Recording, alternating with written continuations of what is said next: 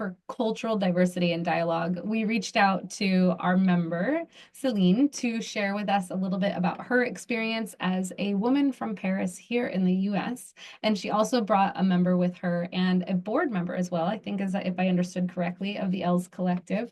So, Celine, will you introduce yourself in just a sentence or two and tell us a little bit about the collective that you have created? Sure, and with pleasure. So, yeah, you told it. I'm French, in the US for 6 years now, and I'm what you would say. I'm a strategic partner, a builder. I'm a connector. And so, when I arrived from France, I had to leave my career behind and rebuild from scratch. And I realized that it's not that easy to do it alone, and it's so much more powerful to do it with peers, exactly like you do at Hera Hub. And so that's when we co-founded and created the Elles Collective, which is a nonprofit that empowers French-speaking women in the US so they can actually thrive professionally. And so we have chapters all over the West Coast already in San Diego, Orange County, Los Angeles, and San Francisco. And we are opening this year new chapters in Denver, Chicago, and Miami. So it's growing fast. The organization is 5 years old, I think. We have a bit more than 200 members. And we have a great chapter in San Diego with Ingrid as head of chapter. And yeah. I just realized with so many chapters, and you said about 200 members, I think people listening might be surprised that there's this many people. So, whomever would like to take this question, perhaps, how did you find that there was such a community of women who needed this, like French women in the US? And maybe Ingrid, you can share a little bit of your story of how, you came in to the US and what that was like to find the Elles Collective. Absolutely. I can totally relay on what Celine is explaining and yourself. As the French woman entrepreneur starting from scratch in the US. I moved in 2001 to San Diego with my husband, who is an engineer, and it was an easy move for him because of his H-1B visa. For me, on the contrary, I was a HY manager in Paris. I had big responsibilities. I was well established, and all of a sudden, we make that decision to move to the US, and I'm moving without a working permit. I have what we call the H4 visa, which is a spouse visa. So I'm not allowed to work basically until we have a green card. And so until we obtained the green card, which happened in 2007, so I've always been passionate about real estate. So I really started my career as soon as I could take my real estate exam. So I had all the credentials. And this is really in 2010, 2011 that I'm starting my career. And I'm totally relying on my husband. I'm not earning anything. And this is kind of a stressful time to get started and to being an entrepreneur is not easy. It takes perseverance, and when you feel a little bit alone in the process. I wish I had known the Elles Collective before, but I was lucky enough that to start, I joined Keller Williams Realty. And what I love about the company, this is a culture, this is a training. So they have a strong training, and I started taking some of their best trainings that helped me be in contact with homeowners and start helping them sell their home, with everything with their housing needs. So it involved for me to succeed having coaching, having coaching sessions, group coaching sessions. And this is so important because you feel like really, when do you know that you are close to the success? I mean, close to working your full-time job and getting a salary by the end of the year, making sure that you are progressing and having this momentum and breaking through.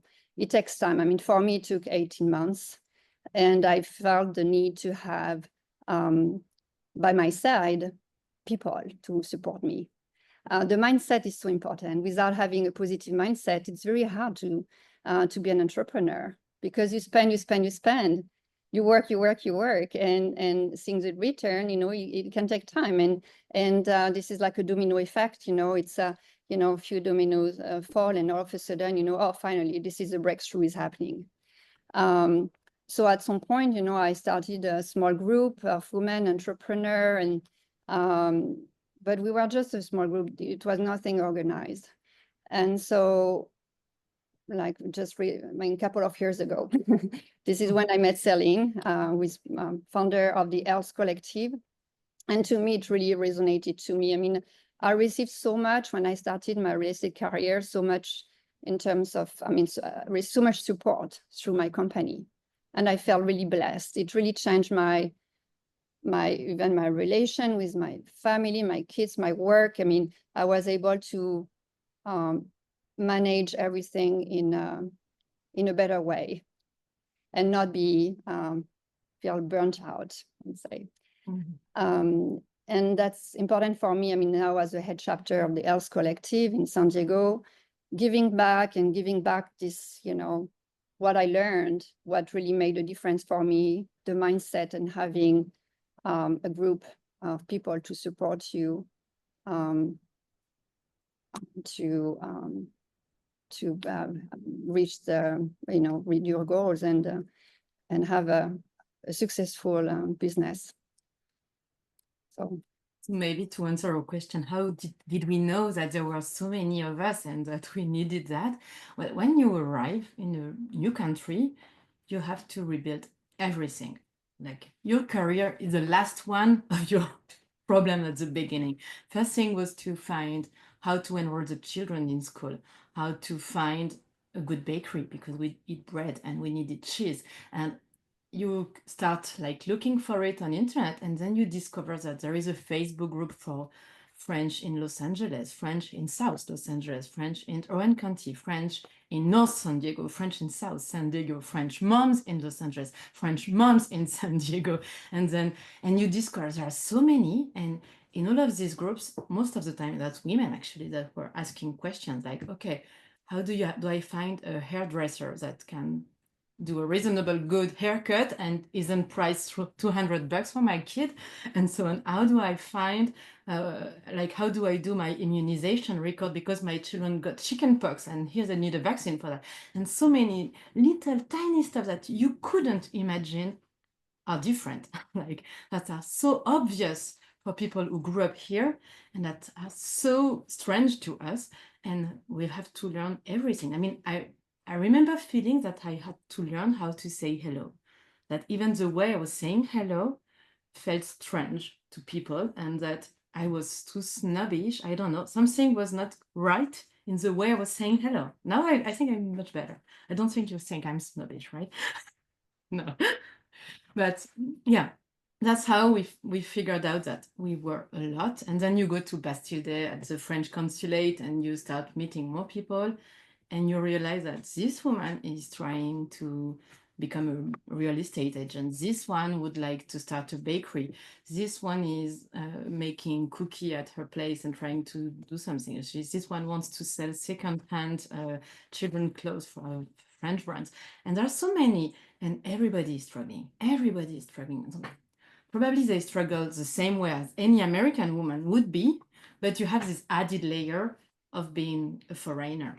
And this is very hard, because when you're a mom and an entrepreneur in the US, you already have all of the problem, but you have maybe your mom not too far away who can take the children for a weekend, or who can help when they are sick and they can't go to school and so on.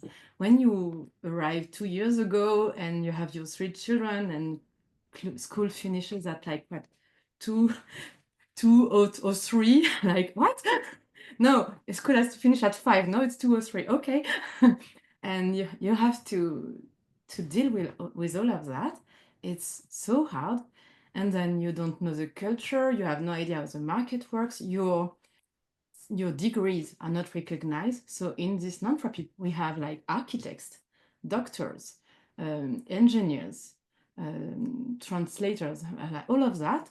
And sometimes if they want to just do the same career that they were doing in France or in their country, because we have also women from other countries who speak French, they should go back to the university and spend maybe $200,000 on a new degree just to do the same. So even if they want it, they can't do the same thing, or they have to be ready to pay. So, for example, I decided that I needed an American degree if I wanted to have a chance. So I actually passed an MBA and graduated. Yes, but it was 3 years of very hard work, and it was very expensive. I'm lucky enough that I've been very persuasive with my husband, and that I deeply consider that his money is mine. And I know it's not the fact for lots of women, and that's very hard. Like, this is another issue we didn't mention, but these women, because they don't make money, they don't think that they are allowed to spend money on themselves. And this is a very, very dangerous, vicious circle, because as long as they don't spend money on themselves, they're not going to make any money. And so that's one of the things we try to address in the Elles Collective, is like convincing them that spending their $240 per year to be a member and benefit from our services is actually the bare minimum. I can share what you are saying, Celine. I mean, I so much agree. To me, I feel like so grateful about my husband, who has been so supportive, because we were on one salary, and all I was doing for over a year is just spending, but on my business, on trainings, on equipments, on marketing, on everything. And you're spending, and there are 3 kids, and so having a supportive spouse just means everything to succeed. I mean, for women. Yeah, I just want to honor something that you guys have said, you women have said, that it is difficult. The entrepreneurial journey is difficult. The female journey is difficult.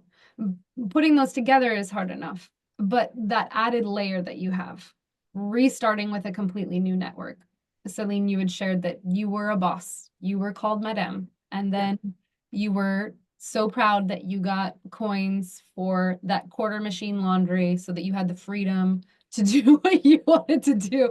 And that's a very hard journey to kind of ride those waves until you can get back to that place. And so I just want to honor and say, yes, I see you, I hear this, and this is a very challenging thing. I'm glad that we have some similar pain points, right? Because obviously that means we can work together. Celine, this is how we found each other. But these different pain points, I'm curious, actually, the point about money is a very interesting one.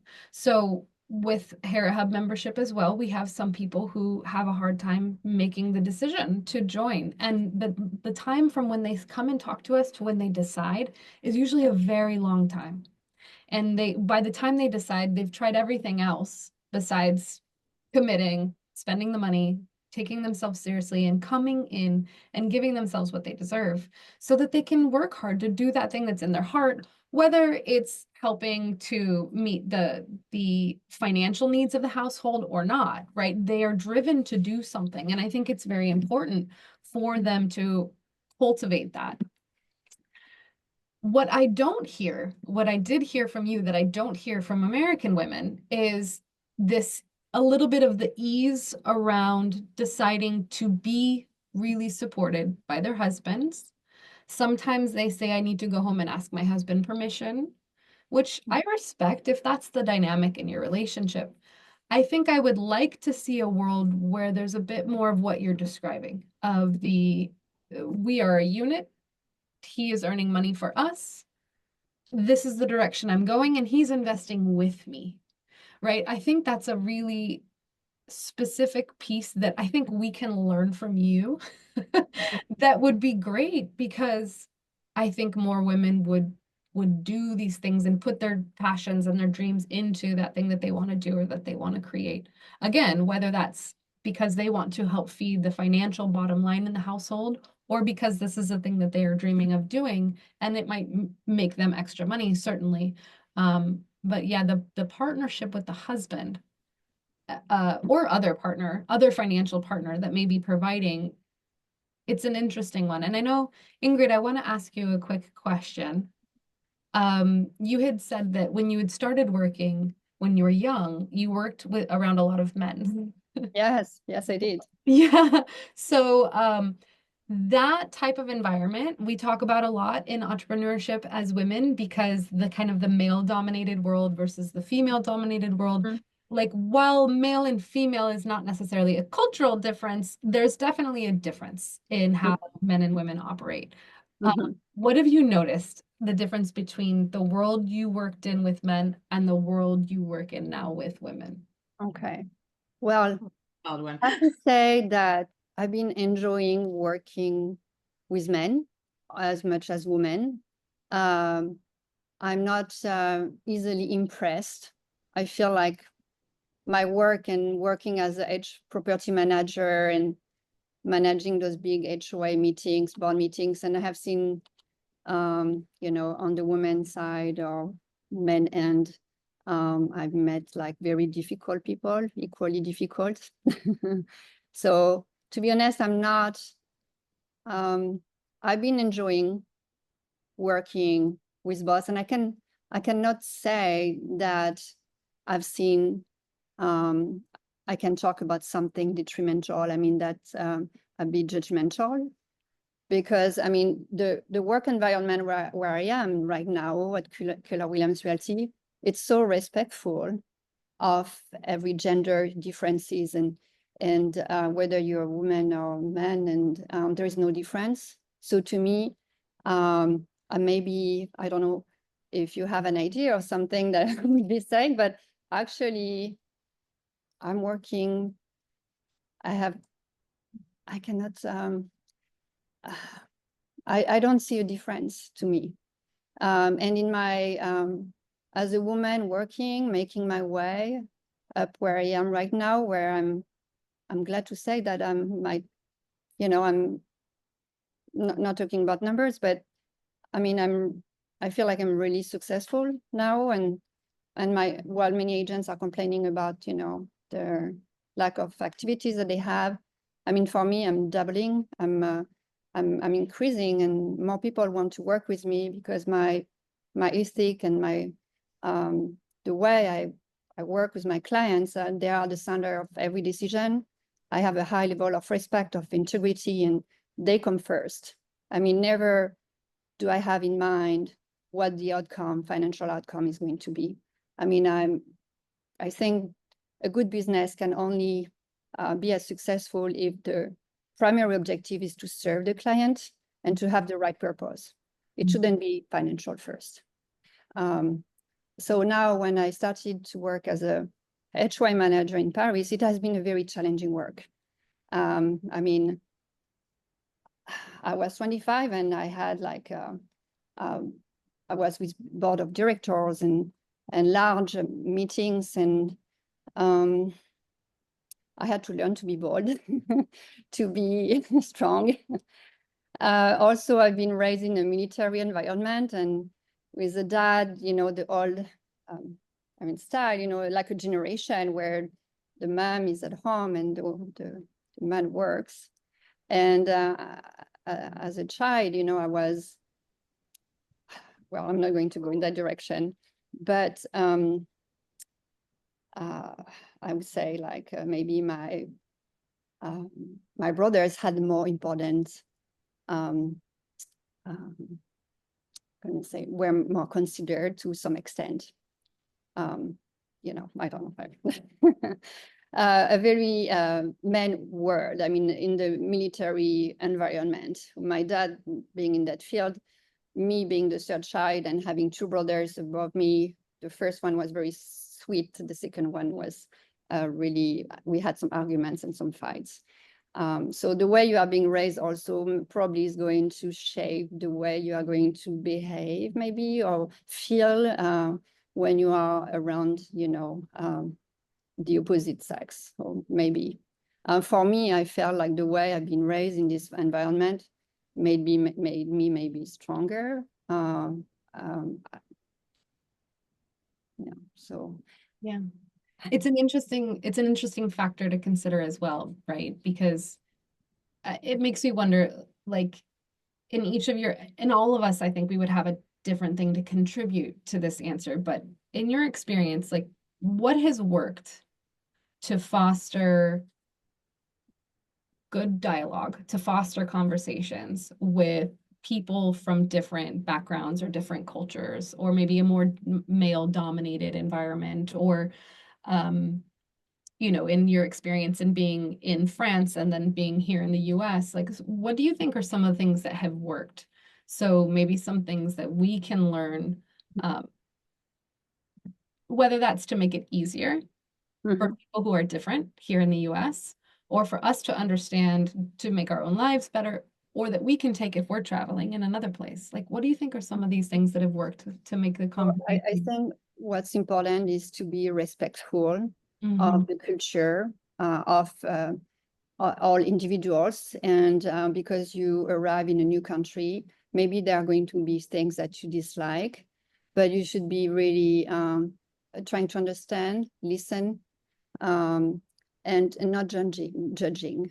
I think that's very important. You are coming from France, or you go to any country, and that's true worldwide. Anywhere you go, every people has a different story, different culture, different, and you should definitely take that into account to address your conversations and to communicate with people from other countries, being respectful, um, confidentiality, mind your words. I mean, that's something that when you're abroad, yes, you need to have that mindset of respect and appreciation for the country that is hosting you, and trying to understand, and you see that yes, there are some things that you like better in another country versus the one you are in, Yeah. but in the end, just take what's the best and make the best of it. I mean, I think there is never one country better than the other. There are always, uh, I think, learnings and that can be that are worth to take in everyone. That's funny because I feel that people like in the work environment are much more respectful and tolerant and not judgmental here than what I experienced in France. And so I too have had to work with a lot of men when I was a city manager. Most elected people were males, and yeah, sometimes in some part of the Paris region, I was with old men, like very conservative. So I definitely hit a glass ceiling, and it was very hard to work with them. But maybe the main difference I could make in France was a question of generation. When I worked with men here, like during my MBA, I was in a few teams with young men, and I felt they were very interested in the diversity we were bringing. They wanted to hear my female perspective. They wanted to be patient with my accent, which was very hard. Sometimes I feel like, do you understand me? Yeah, we do. Okay, thank you. Are you sure? And so, but yeah, they were patient and yeah, not judging and very, really open to hear new perspective. And I really don't think it's the same in France, where you get judged as soon as you don't completely belong much more. Like, you don't think so? I think so. So yeah, probably here the main difference that I've noticed between men and women are um, among investors. There are definitely not enough female investors. And when I had to pitch my business idea to investors in UCLA, I mean, yeah, they couldn't even understand the pain point I was addressing, because it was about I was building an app for family management and to help alleviate the mental load for women and better share family responsibilities. So, I mean, so I was more than convinced that we needed that. I am convinced, so are many other people around you. But yeah, but when I pitched that, I mean, I can see these guys and they looked at me and said, we don't really understand what we are trying to address. I was like, guy, ask your wife. She will tell you. Like, they didn't get it. And so I think this is a very hard part, like the fact that investors are all male, they don't understand like femtech, everything that's needed for women health, anything that's related to the home. And then this is probably related, but in the work environment, the inequalities are also linked to that, because if you don't take into account the way that the house dynamics is not balanced, then you can't take into account into the career. Like the women can't have the same path and career is if they are taking all of the load at home. And so for me, this the inequity in the career path is just a direct consequence of how it's not balanced at home. But when I was doing, like, I conducted more than 100 interviews with potential customers, and I really noticed a difference in the younger generation, which was like, I was so full of hope when I was talking to them. And yeah, like these young men, they were so different, so much more ready to be equal partners. So yeah, I'm full of hope and optimism. Oh, that's beautiful. Thank you. Yeah, we have a young professional group here within Hera Hub, and we did that so that they can kind of maybe speak differently about what is the future of entrepreneurship for young people. And it is interesting to hear kind of how they talk about things, what's important. And they shared there was a documentary called Fair Play that talks about it, brings this issue to people's attention of what's happening in the home and all of the effects that that has. I don't know if you've watched it, but there were bits and pieces of it that for me I was like, oh wow, I need to think about this more and figure out how to communicate about this a little bit. But yeah, I think I also feel very hopeful about future changes with the current generation in this area. Celine, what are you hoping to really create as you create this collective, as you create this community? What are you hoping to see in creating this? I I hope we really create a bridge between our two cultures, and we can like keep the best of both. This is because this is hard. Like sometimes we see people like embracing the American culture so much that we're like, oh, that's a bit shameful, because you know there are good stuff too in the way we work.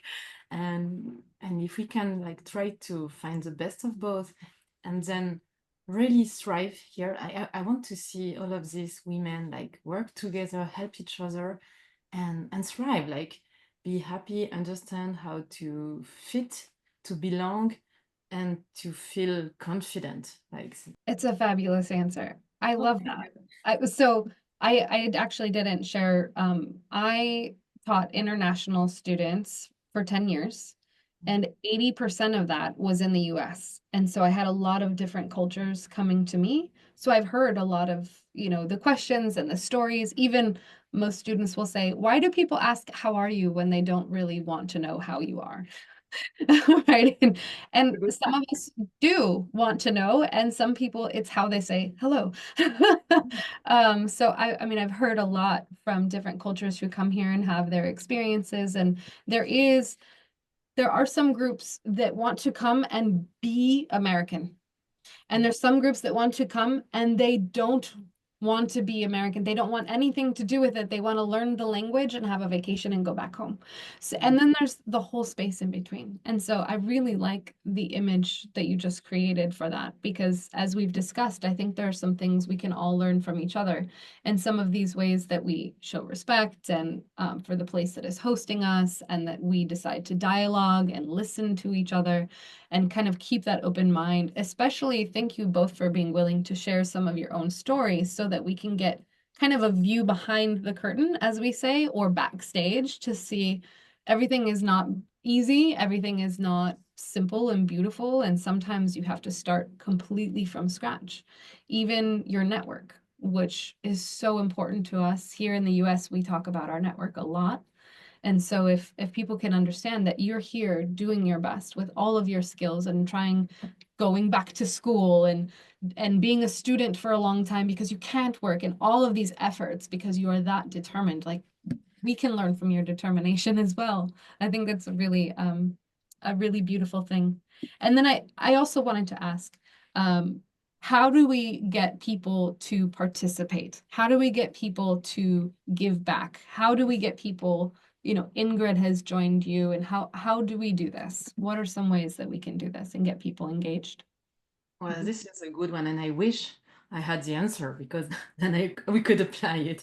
But I think actually that's what we are already doing. We have to keep doing it. Like, the more our members understand the new culture and the social norms where they are living, and the more they accept the way the community works here, then the more they are ready to also contribute and give back.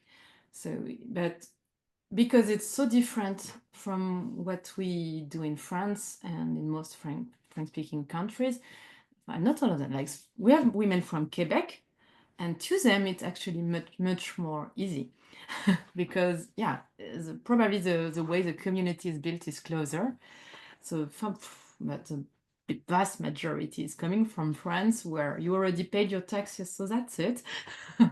And when they are here for 20 years, they know that it has value to add some volunteering on your resume. They know that it has value to be identified as a member in the community who gives back, who contributes to nonprofits. And so they do it more, and then they understand that actually they get some satisfaction from doing it. It's not just, oh, I need to do it because I need to add it to my resume, but just, oh, I'm actually happy that I could give back, that I am now in the position of giving back, and that I can have an impact, as the way I also received help when I needed it. And so yeah, hopefully with time, like, all of our members, they will easier do it, but they do it already. Like, this year we had our first very big fundraiser. So in March we had a race between the chapters, and we asked all our members to find any way to raise money, and we just kept counting who was doing what, and so we could tell at the end which chapter raised the most. And we won in San Diego, because we won because we're the best. But at the very beginning of the campaign, I was like a bit worried, like, people, like, it seemed that I was upsetting them with asking them to participate and to be involved and to ask around them. But at the end, we saw the dynamic change, and yeah, we raised what, 20K, which to our nonprofit is like 30-40% of the budget. It's huge. So we are very happy, and we'll do it again, and probably years after years we'll do this adjustment too. Mhm. Beautiful. Yeah, Ingrid, do you have anything you'd like to add? Well, the organization is just beautiful. It's because you can interact with people from women from, San Francisco. Within California or other states, and virtually. And we have within the chapter, like in San Diego, like the virtual coffee. There are some rooms like Brainstorm. we have opportunities to meet virtually, but also physically, because we have a monthly meeting where we have we have a little agenda, and we can review if one of the member has something to share, like a challenge, and everyone is there just to supporting and helping. So that's also the power of the organization. It's the brainstorm aspect, and since we are all either entrepreneur at more or less advanced or just starting, there is always someone that can pitch in and just add something, and having the support. And someone can say, well, yes, by this day in December, I'd like to accomplish this or this goal. I mean, there was one a member who started to explain what she wanted to achieve, and we were there. Okay, well, we are going to act and take note of that. So then there is accountability if you'd like to, and you can, if you want accountability, you can find it there. Any type of support, and if you have questions, there is so many different various profile. Everyone is willing to help. There is a huge database of trainings, webinars. You want to learn about starting a business. I mean, you've done some, Celine, about with your MBA and everything about business, and learning about Canva. How do I make those social posts? I've always been dreaming of. So, Yeah. so. We have a lot in common with Hera Herald. The main difference is just that we speak French. Yeah. Yeah. Yeah, it sounds it, and this is why we found each other. I'm excited to continue working alongside and see if we can help support the vision that you have. I think that it's an incredible one. And I really appreciate this conversation and being able to kind of dialogue with you both about some of those similarities that we have and what inspires us, but your unique pain points and what we can learn from being in a world where we are different, and we get to come together and be patient and listen, and we can still lift each other at the end of the day. Well said. That's the end word. Thank you, ladies. Thank you. Thank you, Melissa. Thank you for having us. Of course.